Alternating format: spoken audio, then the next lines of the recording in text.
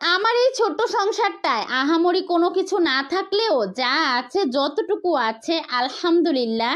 আমার এই ঘরটাকে সাজাতে আমার 15 বছর সময় লেগেছে, তারপরও আমি আমার মনের মতো করে আমার সংসারটাকে সাজাতে পারিনি। তবে আল্লাহ চাইলে আমি একদিন আমার সংসারটাকে মনের মতো করে সাজাবো ইনশাআল্লাহ। আসসালামু আলাইকুম, সবাই কেমন আছেন? আলহামদুলিল্লাহ ভালো আছি, সুস্থ আছি। তো এই তো সকালের নাস্তা বানাতে চলে আসলাম। এইদিকে আপনাদের ভাইয়া অফিসে চলে যাবে, অনেক বেশি তাড়াহুড়া করতেছে। ছোট ছেলেটার মাদ্রাসা বন্ধ থাকার কারণে একটু আলসে হয়ে গেছি, সকালবেলা ঘুমই ভাঙতে চায় না। এখন বাজে সকাল 8:30। তো দেখেন আমি এখন আসলাম নাস্তা বানাতে। রাতে অবশ্য রান্নাঘরটাকে পরিষ্কার করে রেখেছিলাম, সেই জন্য এখন ঝটপট করে নাস্তাটা বানিয়ে ফেলতে পারছি। তো এই তো আমি রুটির ডোটা আগে করে ফেলছি, পরোটা আর ডিম ভাজবো ঝটপট করে, আপনাদের ভাইয়াকে নাস্তা বানিয়ে দিতে হবে। তো এই তো পরোটার ডোটা করে নিয়েছি। আর আমি পরোটা বানালে ঠান্ডা পানি দিয়েই পরোটার ডোটা করি। পরোটাটা একটু শক্ত শক্ত হয়, খেতে কিন্তু অনেক বেশি মজা লাগে। আপনাদের ভাইয়া আবার এরকম পরোটাই পছন্দ করে। তো এই তো পরোটার ডো করা হয়ে গেছে, আমি এক এক করে পরোটাগুলো বেলে নিচ্ছি। এইদিকে আপনাদের ভাইয়া তাড়াহুড়া করছে দেখে তাকে আমি একটা পরোটা তাড়াতাড়ি ছেঁকে দিয়েছি আর একটা ডিম পুস করে দিয়েছি, সে খেয়ে চলে যাবে। তারপরে আমাদের গুলো আস্তে আস্তে বানিয়ে খাবো। তো অফ ক্যামেরায় আমি নাস্তাগুলো বানিয়ে আমরা 3 মা ছেলে নাস্তা করেছি। এখন দেখেন বেসিনে কতগুলো থালাবাটি জমা হয়ে গেছে।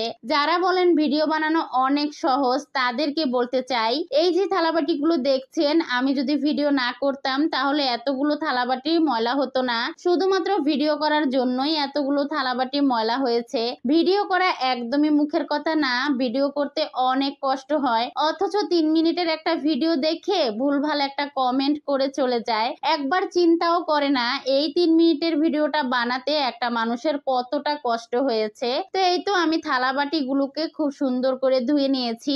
আবার দুপুরে রান্নার জোগাড় করতে হবে। তো ফ্রিজ থেকে মাছ বের করেছি, আজকে পাঙ্গাস মাছ ভুনা করব আর একটু পাতলা ডাল রান্না করব। তো এই তো মাছটাকে ভিজিয়ে রাখছি আর আমি এখানে 2 রকমের ডাল ধুয়ে নিচ্ছি। মুগ ডাল মসুরি ডাল একসাথে করে রান্না করলে খেতে অনেক বেশি মজা লাগে। তো এই তো ডালটাকে খুব ভালোভাবে ধুয়ে বসিয়ে দিয়েছি, এই দিক দিয়ে ডালটা হতে থাকুক। আমি মাছটা রান্না করব, সবার আগে এই মাছটাকে আবার একটু লবণ দিয়ে ধুয়ে নিতে হবে। ফ্রিজে মাছ রাখার আগে খুব ভালোভাবে ধুয়ে রাখি, তারপরও রান্নার আগে আরেকবার লবণ দিয়ে ধুয়ে নেই, তাতে আমার মনের ভিতরে একটা শান্তি লাগে আর মাছটা খেতেও মজা লাগে। যাই হোক, এই তো মাছটা ধুয়ে নিয়েছি, এখন মাছটাতে নুন হলুদ মাখিয়ে নিব। হলুদ মাখাতে এসে দেখি দেখেন বাটায় হলুদই নাই। তো হলুদ শেষ হয়েছিল, তো আপনাদের ভাইয়াকে বলছিলাম সে আবার রাতে হলুদ নিয়ে আসছে। এখন হলুদ গুলো ঢেলে নিচ্ছি। আমাদের এইখানে একটা দোকান আছে, সেখানে খুব ভালো হলুদ পাওয়া যায়। এই হলুদের যেমন কালার তেমনি হলুদটা একটুও গন্ধ কয় না, হলুদটা অনেক ভালো। আমরা ওই দোকান থেকেই সবসময় হলুদ মরিচের গুঁড়া আনি। যাই হোক, এই তো মাছে এখন হলুদ মরিচ লবণ মাখিয়ে নিচ্ছি, তারপরে এক এক করে মাছগুলোকে ভেজে নিব। আর পাশের চুলায় এই তো ডালটা প্রায় সেদ্ধ হয়ে এসেছে, তো আমি এক চুলায় মাছটা ভেজে নিচ্ছিলাম। মাছ ভেজে রেখে আমি আবার ডালে হলুদ লবণ দিয়েছি আর ডালটাকে একটু ঘুটে দিচ্ছি। এদিক দিয়ে ডালটা আরেকটু হতে থাকুক, হলুদের কাঁচা গন্ধটা চলে যাক। আমি টমেটো কাঁচামরিচ পেঁয়াজ রসুন কেটে নিব।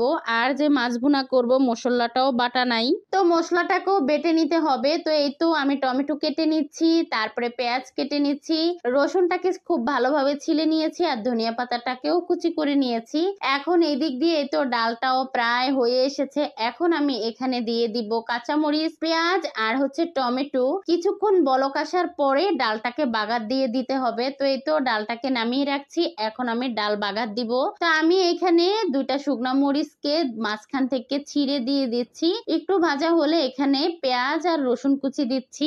এখন এগুলোকে লাল লাল করে ভেজে নিতে হবে। তো এই তো লাল করে ভেজে নিয়েছি, তারপরে এখানে ডালটা ঢেলে দিচ্ছি আর উপর থেকে ধনিয়া পাতা দিয়ে দিচ্ছি। বিশ্বাস করেন এই ডালটা খেতে এত বেশি মজা লাগে, আমার কাছে মনে হয় অন্য কিছু না হলেও আমি শুধুমাত্র ডাল দিয়ে 1 প্লেট ভাত খেয়ে ফেলতে পারবো, এতটাই মজা হয় আমার হাতের এই ডালটা। যাই হোক, ডাল রান্না করা হয়ে গেছে, এখন মাছ রান্না করব। এখানে মাছটা ভুনা করার জন্য যেই মাছ ভাজার তেল ছিল সেটা দিয়ে দিচ্ছি আর একটু তেল দিয়েছি, তারপরে এখানে মশলাটা দিয়েছি।